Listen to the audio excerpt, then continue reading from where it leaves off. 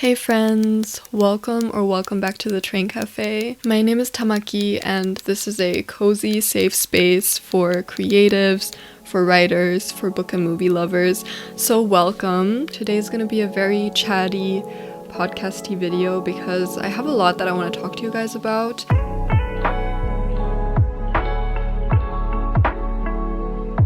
I do not like winter. I try to accept it, but I do notice that overall I just don't feel as good as I do in other months of the year. So I just wanted to talk about all of that today because I've just been kind of in survival mode in January, to be honest. And I've just been feeling kind of isolated. And I think it's because I've also kind of been isolating myself. I think it just has to do with the season itself, with everyone being busy. It's just a lot of different factors. But I just wanted to share my thoughts on this whole season, the balance between, romanticizing a season and toxic positivity and productivity. Some mindset shifts that have been helping me during this time. 5 habits / 5 small things that you can do to kind of find your spark again during this time and also take care of yourself. I also want to, pick a few books that I want to read in February. As I said, it's a really chatty video. I'm going to be talking for a while, so, grab yourself a drink, a snack, or pop this video on in the background while you're doing something else. I really hope that this video helps you and also honestly helps me kind of, find that spark again. So let's get into it.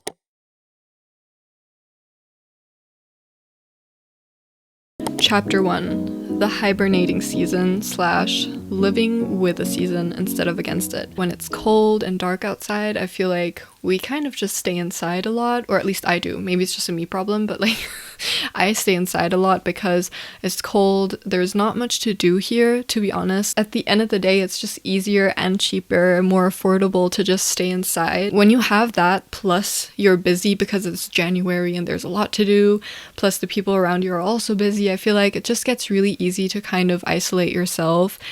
At least I start to isolate myself, even though I don't want to, because I would love to be hanging out with so many people and seeing them and doing things, but at the end of the day, I always find it really, really hard during the season. And I was someone I would dread winter so much, and I'd get really, really sad as soon as summer was over. And since then, I really have learned to kind of live with the seasons more, or at least I've learned the importance of living with the season more. These colder months can just be really difficult for a lot of people, and if you're struggling as well, just know that you're not alone, and I'm thinking of you. I'm not going to gaslight myself and tell myself that I love winter because it's just not true for me, but what I am doing is trying to live with the season instead of against it, and instead of gaslighting myself into liking it. You can also see it as a time to hibernate and to, rest more and to just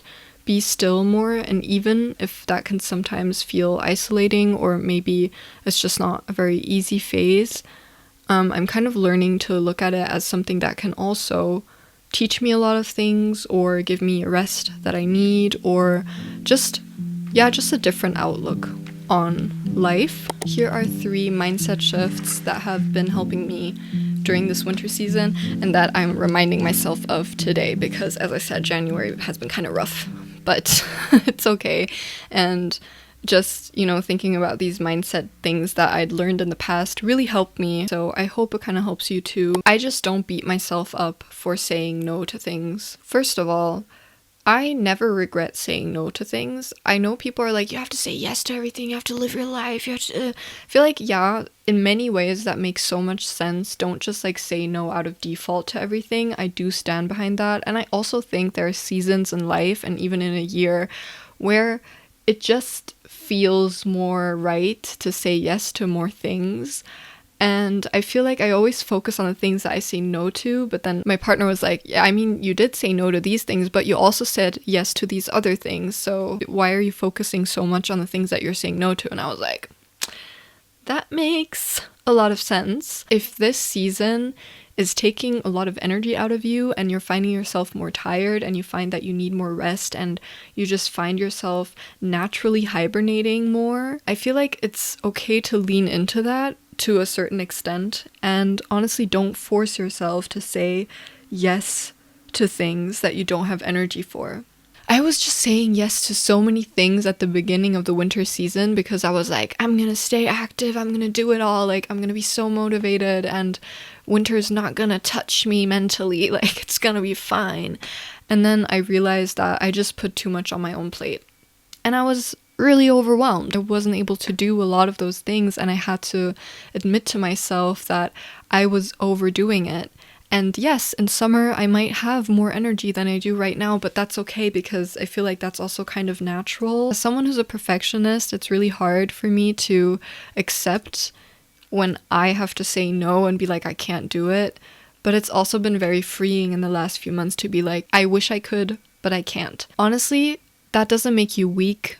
It doesn't make you less productive, or it doesn't make you a failure in any sort of way. For me, it really means that you're able to prioritize your well-being and that you're able to look within and truly listen to yourself. And I think that's so important. And at the end of the day, that makes you strong, in my opinion. I'm also wanting to see the next few months as a slow start into the new year, because I feel like there's so much pressure around January, and I'm not even gonna lie, I totally felt that pressure this month. Like, I was not able to, step away from that and ground myself very well. Honestly, with all these goals and everything, and I think it's good to have goals, I always have goals, and I'm someone who really likes to intentionally set goals, but I still want to give myself the time to just see what this year is all about. And I don't have to have it all figured out in January and, have all my plans set in place and be perfect and my routines and everything. No, that just burns you out. And I'm saying this confidently because I'm feeling a bit burnt out right now. I truly want to see this season as a time to,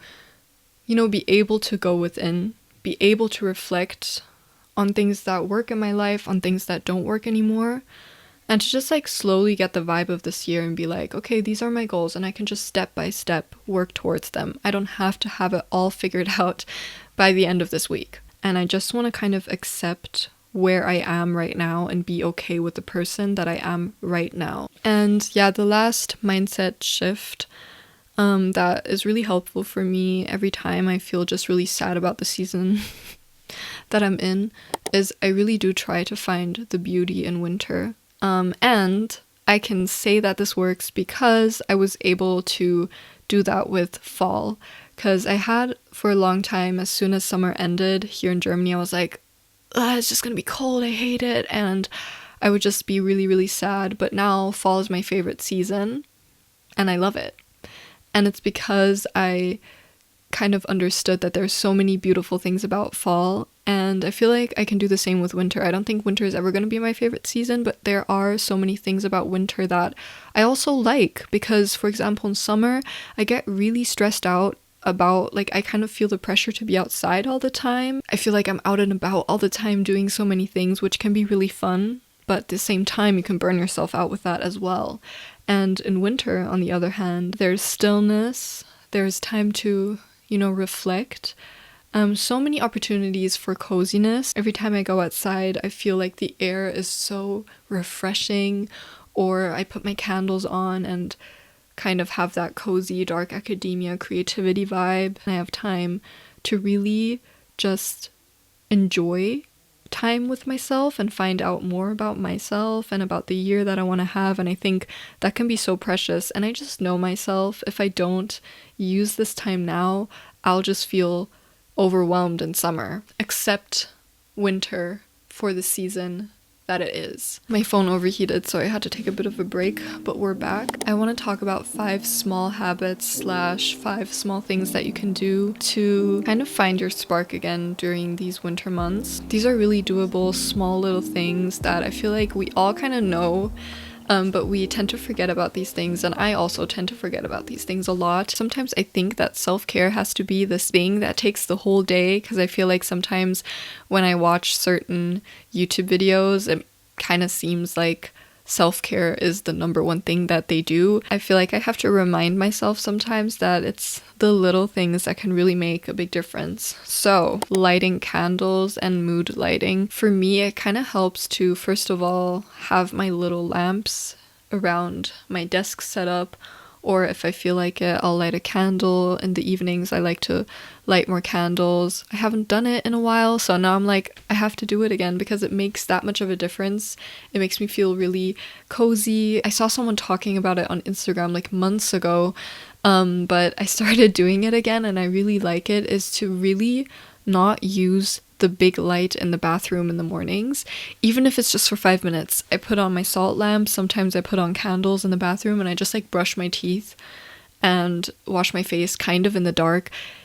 And after like 5 minutes, if I do my makeup and I need more light, I'll just put on the light. But even kind of just like starting into my day slowly that way and not forcing myself with like a bunch of bright lights right in the morning kind of helps me stay in that calm mindset and be like, it's okay to take it easy. Planning one like solo date or a date with your partner or, you know, a date with your friends or something, but planning at least one thing, you know, for me it's like at least one thing a week makes a difference.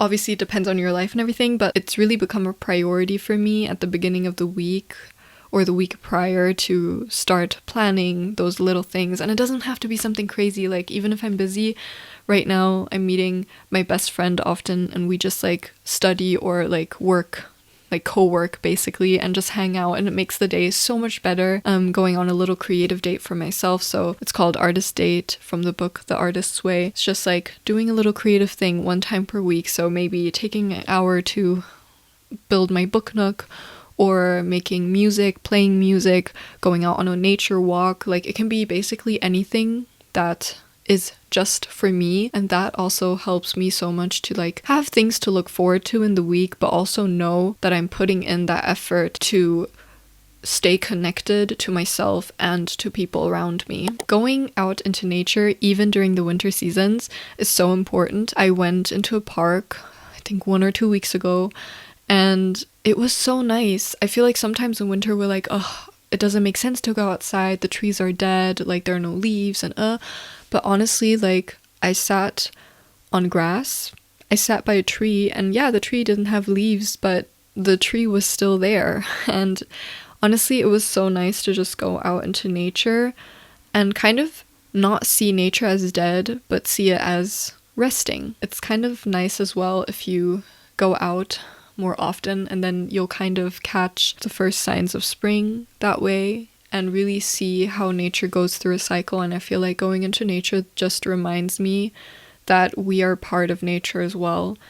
We humans also live in cycles in general. Going outside, going into nature always does the trick. Always, without a doubt. Check in with yourself once a day. It doesn't matter in which form, because oftentimes I feel like people are like, you have to meditate, you have to journal, you have to do this, you have to do that. Life can be so busy and it's so hard to take time for yourself sometimes, but maybe choose like one non-negotiable way where you check in with yourself. Maybe it's just like when you wake up, you just ask yourself, how are you doing?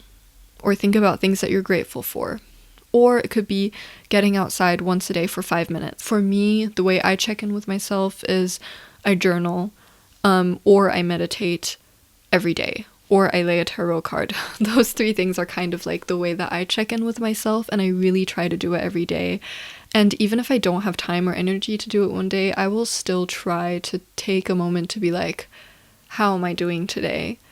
And it can be, as I said, such a little thing. I don't think it matters what it is, but it's more about the intention behind it. And I think taking that little time out of your day every day can make such a huge difference, because that way you're really prioritizing your well-being and taking that time for yourself. And it's such a little thing, but it goes such a long way. And the last little habit thing that helps me find my spark when I lose it is try and find a magic moment in every day. Making a tea is always a magic moment for me, because I love my teas in my pretty cups and everything like that. When I go outside for a little walk and I see kind of like something kind of magical, that just makes me happy. Or you find a moment to read your favorite book, or you listen to music and really, just like vibe to it. I think magic can be seen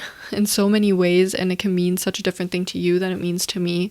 But for me, it's just about like seeing the magic in a mundane moment and being like, wow, this is so special. Because oftentimes I just get so stressed during the day and I have so many things to do, I forget that there's so much magic in my day. Just opening your eyes for those moments can make a really big difference. Let's get into some books that I want to read in February. I am very much a mood reader, so we'll see what I end up actually reading in February. I just picked a few random books off my physical TBR. I went for kind of a cozy and a wholesome vibe. I just want books that kind of feel and seem like they'd be a warm hug. We have A Magic Steeped in Poison by Judy I. Lin. I already talked about this in another video, I think. This is a YA fantasy book about a girl named Ning who's trying to save her mother, and I think she accidentally poisoned her mother with tea.